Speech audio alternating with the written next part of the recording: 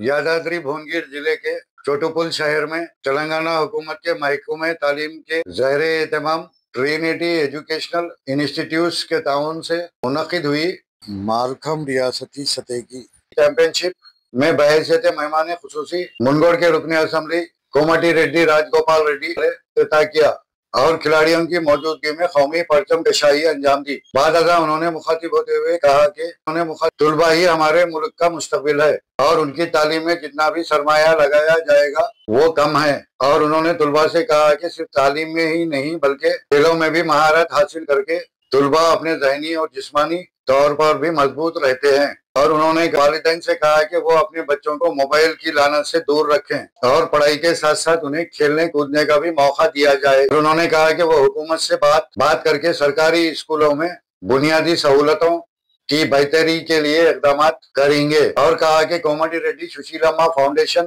के जरिए सरकारी तालीमी इदारों में सहूलियत काम को जारी रखूंगा। हालिया दिनों में मर्रीगुड़ा के कस्तूरबा गांधी बालिका स्कूल में 1.5 करोड़ की लागत से बुनियादी सहूलतें फराहम की गई हैं। और उन्होंने समाज के बाअसर अफराद से अपील की कि वो आगे आकर सरकारी स्कूल्स के मेयार तालीम को बेहतर बनाएं। आखिरी में उन्होंने मालखम खेल को फरोग देने वाले ट्रिनिटी एजुकेशनल इंस्टीट्यूट्स का शुक्रिया अदा किया।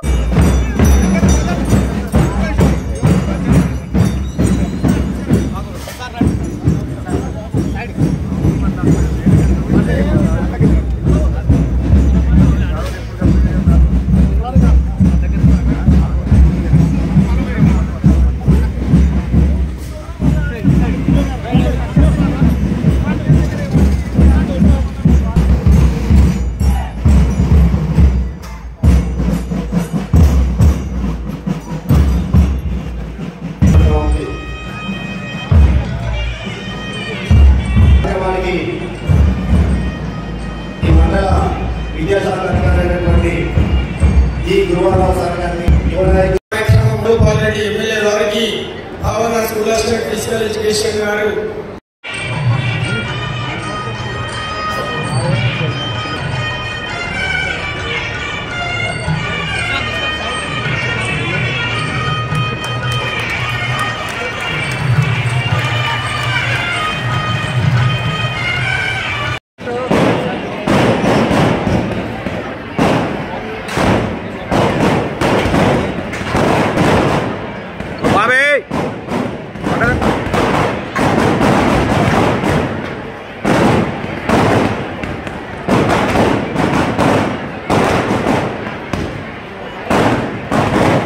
జాతీయ పతాకాన్ని గౌరవ శాసనసభ్యులు కోమటిరెడ్డి రాజగోపాల్ రెడ్డి గారి చేతుల మీదుగా, క్రీడా పతాకాన్ని జిల్లా విద్యాశాఖ అధికారి సత్యనారాయణ ప్రసాద్ చేతుల మీదుగా పతాకాన్ని స్వీకరించడానికి బిగిన్ క్లాస్ ఆ వెంటనే క్రీడా మండలం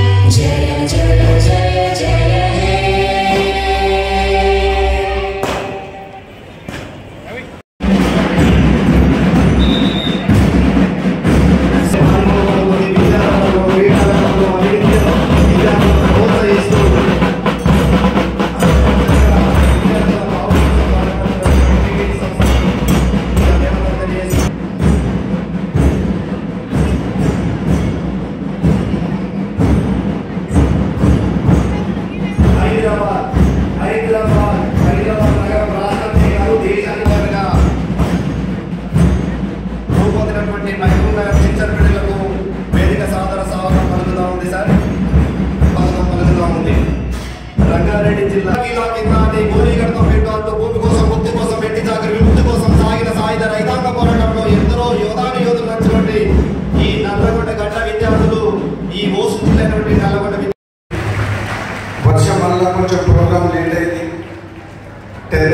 5 తారీఖున ప్రోగ్రాం చాలా ఆలస్యమైంది. నేను కూడా హైదరాబాద్లో 2 o'clock వేరే ప్రోగ్రాము దీన్ని బేస్ చేసుకొని 2 o'clock ఒక ప్రోగ్రామ్ టైం ఇచ్చినాక ఇప్పటికీ ఇప్పుడు 1:30 అయింది. కానీ మనం ఎంతసేపు కూర్చున్నా కూడా 1 నిమిషం కూడా ఈ పిల్లల వాళ్ళ ప్రతిభ వాళ్ళ నాట్యం కానీ ఆ పిల్లల వాళ్ళ యొక్క ప్రదర్శన చూస్తుంటే మాత్రం చాలా అద్భుతంగా ఉంది. నిజంగా పిల్లలు నిజంగా ఈరోజు మనం వీళ్ళ కోసం ఎంత చేసినా తక్కువే అనిపిస్తుంది. ఎందుకంటే మన భవిష్యత్తు మన కళ్ళ ముందర ఎవరంటే మన పిల్లలు. వాళ్ళకు చదువుతో పాటు మిగతా అన్ని రంగాల్లో క్రీడల్లో వేరే ఎటువంటి ఎక్స్ట్రా యాక్టివిటీస్లో కూడా మనము వాళ్ళ టాలెంట్ని గుర్తించి ఎంకరేజ్ చేస్తే వాళ్ళు చదువుతో పాటు ఇతర రంగాల్లో కూడా రాణిస్తారు. కాబట్టి నిజంగా ఇటువంటి కార్యక్రమం ట్రినిటీ వాళ్ళు చేయడం అనేది చాలా వాళ్ళు అభినందిస్తున్న మేనేజ్మెంట్ని, ట్రినిటీ వాళ్ళ స్టాఫ్ని, వాళ్ళ కోచెస్ని, పిల్లలందరినీ ట్రైన్ చేసిన కోచెస్ని, ప్రతి ఒక్కరిని పేరు పేరున నేను అభినందిస్తున్నా. మంచి కార్యక్రమం చేస్తున్నాం. ఇది నేను 2వ సారి. గతంలో కూడా గాంధీ పార్క్లో కూడా ఒకసారి ప్రోగ్రాం చేసిండు. ఆ రోజు కూడా బ్రహ్మాండంగా దాదాపు ఒక 2 గంటల పాటు ఆ రోజు ప్రోగ్రాం చేసిండు. ఏది ఏమైనా ప్రభుత్వమైనా తల్లిదండ్రులైనా సమాజమైనా మనం ఎవరైనా ఆలోచించేది మన భవిష్యత్తు, మన పిల్లలు. మన డిఓ గారు చెప్పినట్టు ఈ మధ్య కాలంలో సోషల్ మీడియా సెల్ ఫోన్లతో పెద్దలు చూసి పిల్లలు కూడా అదే ట్రైనింగ్ అయ్యారు. చాలా ఇంట్లో చూస్తాం, నేను చూస్తున్నాం. భర్త వదిలికి సెల్ ఫోన్ పట్టుకొని ఉంటాడు, భార్య వదిలికి పట్టుకుంటాడు. అదే ఇంట్లో పిల్లలు కూడా వాళ్ళు ఇద్దరు చూసి వాళ్ళు కూడా ఒక సెల్ ఫోన్ పట్టుకొని గేమ్స్ ఆడుతున్నారు, లేకపోతే ఒక ప్రపంచానికి వెళ్ళిపోతారు సెల్ ఫోన్ తోటి. కాబట్టి మనం మన పిల్లలకు ఆదర్శంగా ఉండి వాళ్ళకు స్ఫూర్తిగా ఉండాలంటే మాత్రం వాళ్ళ అదర్ ఎడ్యుకేషన్ ఈ ఫోన్లకు అడిక్ట్ కాకుండా ఎక్స్ట్రా యాక్టివిటీస్గా, ఎందుకంటే ఫిజికల్ ఫిట్నెస్ అనేది చాలా ఇంపార్టెంట్. చదువు ఒకటే కాదు, వాళ్ళ ఆలోచన విధానం బాగుండాలన్నా, వాళ్ళ ఎక్స్పోజర్ మంచిగా ఉండాలి, వాళ్ళకి ఎటువంటి రకమైన ఎంకరేజ్మెంట్ లేకుండా వల్ల పిల్లలు కూడా బలహీనంగా వీక్గా కనబడుతున్నారు. గవర్నమెంట్ తప్పకుండా ఈ విద్యాలయాలు ఎటువంటిదంటే మన ప్రభుత్వం మొట్టమొదటిగా వాళ్ళ బడ్జెట్లో అత్యధికంగా కేటాయించేది విద్య గురించి. కానీ దురదృష్టవశాలు గత ప్రభుత్వాలు కావచ్చు, గత కొన్ని ఏళ్ళుగా ఎందుకో మన గవర్నమెంట్ దీని ఇంపార్టెన్స్ని గుర్తిస్తలేదు. చిన్నప్పుడు నేను చదువుకున్న స్కూల్ ఎట్లున్నాయో ఇప్పుడు కూడా పల్లెటూళ్ళ స్కూల్ అట్లా పరిస్థితి అన్నీ ఉంది. క్లాస్ రూమ్లు, బాత్రూమ్తో, కాంపౌండ్ వాళ్ళు, ఫర్నిచర్ ఉన్నది ఏమి ఉండదు. చాలా బాధాకరం. అసలు మనం మొత్తం ఇన్వెస్ట్మెంటే మన ఆస్తే, భవిష్యత్తు ఆస్తే మన పిల్లలు వాళ్ళే మనకు ఈ ప్రాంతానికి, రాష్ట్రానికి, దేశానికి సేవ చేయాలన్నా, పేరు తీసుకురావాలన్నా, ప్రపంచవ్యాప్తంగా భారతదేశం ఒక గొప్ప దేశంగా పేరు తెచ్చుకోవాలన్నా వాళ్ళ పిల్లలే మనకు. కానీ వాళ్ళ మీద మనం ఇన్వెస్ట్మెంట్ పెట్టాము. ఎంతైనా పెట్టచ్చు, ఎన్ని వేల కోట్లైనా ఖర్చు పెట్టచ్చు పిల్లల మీద, పిల్లల చదువు కోసం, పిల్లల ఆటపాటల కోసం, వాళ్ళ స్పోర్ట్స్ కోసము, వాళ్ళ చదువు కోసము, వాళ్ళ ఎక్స్ట్రా యాక్టివిటీస్ కోసం గవర్నమెంట్ ఎంత వీలైనంత వరకు స్పెండ్ చేయాలి. కానీ దురదృష్టవశాత్తు అలా జరగలేదు. నేను తప్పకుండా నేను ఒక శాసనసభ్యుడిగా ప్రభుత్వంలో ఉన్న కాంగ్రెస్ పార్టీ ప్రభుత్వం ఉంది, నేను మాటిస్తున్నా. నేను ఈ మన సమాజ సేవలో ఉన్న సోషల్ ఆర్గనైజేషన్ కూడా ఈ దీంట్లో పాల్గొంటే మంచిదని చెప్పేసి కూడా, ఎందుకంటే మన గ్రామాల్లో పేదలు చాలా మంది ఉన్నారు, అందరికీ ఎఫోర్డబిలిటీ ఉండదు. చదువు పిల్లలు కూడా ఒక మధ్యంతరంగా చదువు ఆపేస్తారు. ఏదైనా రోగం వస్తే వాళ్ళు తట్టుకునే పరిస్థితి, ఆర్థికంగా తట్టుకునే పరిస్థితి ఉండదు. అటువంటి చూస్తే బాధ అనిపిస్తుంది. అందుకనే ప్రభుత్వం వాళ్ళకి అండగా ఉండాలి. ప్రభుత్వ బడులు, ప్రభుత్వ ఆసుపత్రులు ఈ రెండు బాగుంటేనే సమాజం బాగున్నట్లక పేదలకు న్యాయం జరుగుతుంది. అందుకనే ప్రభుత్వం ఈ రెండింటి మీద దృష్టి పెట్టాలి. ముఖ్యంగా మనం పిల్లల చదువుల విషయంలో ఎటువంటి నిర్లక్ష్యం చేయొద్దు. ఈరోజు ఈ ఆటపోటీలను చూస్తుంటే చెప్తున్నా, ఒక ప్రైవేట్ యాజమాన్యం